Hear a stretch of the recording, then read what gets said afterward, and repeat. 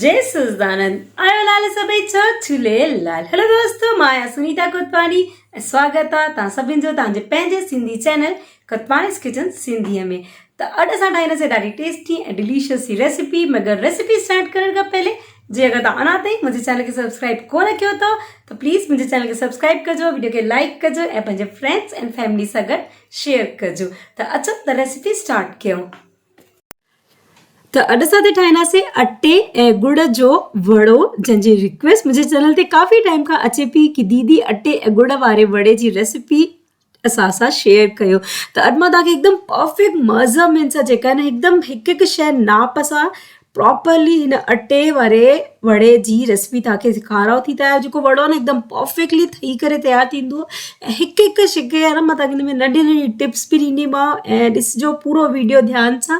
त अचो त रेसिपी स्टार्ट कयूं। त सभिनि खां पहले पैन में मां 3 चमचा घी खयो।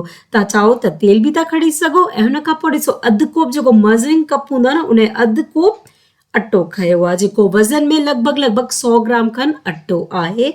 ऐं हाणे हिन अटे खे तव्हांखे बिल्कुलु सब्र सां स्लो फ्लेम ते भुनी करे सुठे सां हिन जी चूरी ठाहिणी। तो सफ़ा स्लो फ्लेम ते भुनिजो, हिनखे बिल्कुलु बि फ्लेम तव्हां हाई न कजो। अगरि गैस जो फ्लेम असां हाई कंदा आहियूं न त उन ते अटो झटि भुनिजी त वेंदो आहे पर उहो सवादु कोन ईंदो आहे। त तव्हांखे हिकदमि स्लो फ्लेम ते लगातार हिन प्रकार सां घुमाईंदे हुए हिनखे भुनी वठिणो अथव। ॾिसो हिते जेको आहे न अटे जो कलर काफ़ी हद ताईं जेको आहे न चेंज थी चुकियो आहे। ऐं हाणे मां हिन में विधुमि चमिचो खनि कटियल काजू, चमिचो खनि कटियल बादाम, चमिचो खसखस जो ऐं अधु खां बि घटि थोरो सो इलायची जो पाउडर, सावा जेके हूंदा आहिनि न नंढा फोटा उन्हनि जो पाउडर। बसि सुठे सां हाणे सभिनि खे वरी से असां 2 मिंट थोरो सो भुनी वठंदासीं, जंहिंसां काजू बादाम बि थोरा सा क्रिस्पी करारा थी वेंदा ऐं खसखस बि जेका आहे न सुठी क्रंची थी वेंदी। त असां हिनखे भुनी करे हिकु प्लेट में अलॻि करे रखियो। ऐं हाणे उन ई पैन में वापसि मां विधुमि 1 चमचो घी ऐं जंहिं कटोरी सां मां गुड़ मापियो न अधु कप वारी मज़न में वारी जेका अधु कटोरी उन सां 2 कटोरी मां विधुमि गुड़। जेतिरो अटो मां खयो उन डबल मां खयो आहे गुड़। ऐं हाणे हिन गुड़ खे बि असांखे जेको न बिल्कुलु स्लो फ्लेम ते सुठे सां इन जेका आहे न चाशनी ठाहिणी आहे। केसि ताईं हिनखे तव्हांखे हलाइणो आहे गैस ते, मां तव्हांखे ॿुधायांव थी अॻिते। सफ़ा सिम ते तव्हांखे हिन गुड़ खे सुठे सां सिझाइणो अथव। फुल फ्लेम तव्हां बिल्कुलु न कजो, फुल फ्लेम ते गुड़ जेको आहे न सड़ी बि थो सघे ऐं उन में जेको आहे न वड़े जो सुठो सवादु कोन ईंदो। त स्लो ते ई तव्हां हिन प्रकार सां हिनखे सुठे सां रिझाए वठो। ॾिसो गुड़ में जेके डला आहे न उहे बि पूरा आसानी सां रिझी विया। बसि हाणे हिनखे असां ॾियारंदासीं 2-3 टहिका ऐं उन खां पोइ हिन चाशनी जी कंदासीं असां टेस्टिंग। त टेस्टिंग कीअं कंदासीं, पाणी में 2-3 बूंदू इहे चाशनी जी असां विझंदासीं ऐं उन खां पोइ इन 2-3 बूंदू जेके असां विधी आहिनि गुड़ जी इनखे कढी करे चेक था कयूं त ॾिसो हिन में जेको आहे न थोरो सो खिचाव आहे। खिचाव न हुजणु खपे। त असां हिनखे 1-2 मिंट वरी से सिझाईंदासीं ऐं वरी से जेको आहे न पाणी में 2-3 बूंद विझी करे असां हिन चाशनी खे टेस्ट कंदासीं।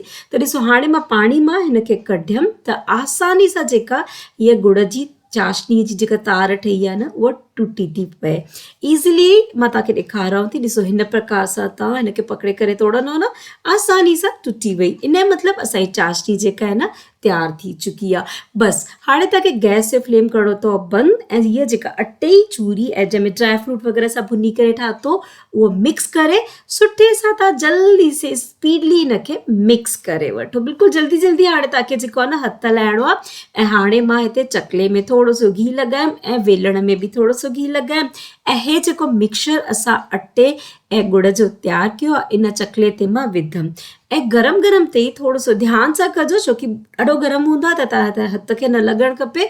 त गरम गरम ते हिन प्रकार सां जेको आहे न चकले खे रोटेट कंदे हुए तव्हां हिन वड़े खे फैलाए वठो। तव्हांखे जेतिरो बि सन्हो खपे वड़ो या मोटो खपे तव्हां पंहिंजे हिसाब सां इनखे वेले करे हिन जेका आहे न चिकी तव्हां ठाहे वठो।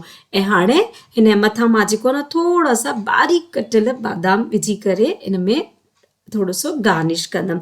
ऑप्शनल आहे, चाहियो त विझो, चाहो त स्किप बि करे था सघो।